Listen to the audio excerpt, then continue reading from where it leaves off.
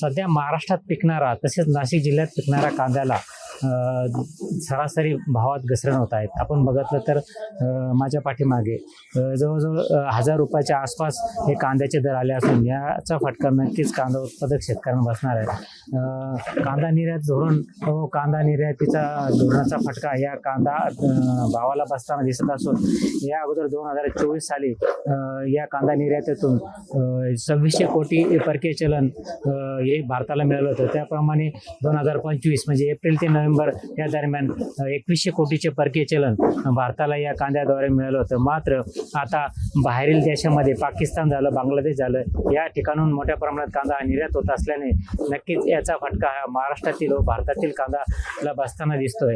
एकंदरीत बघितलं तर आता बाहेर देशातून कांदा जास्त प्रमाणात निर्यात होत असल्याने आता भारतीय सरकार, केंद्र सरकार याबाबत काय निर्णय घेणार व कांद्याचे भाव कसे वाढणार हे बघणं नक्कीच महत्त्वाचं ठरणार आहे. नरेंद्र भाटाव, जे महाराष्ट्र न्यूज, येवला.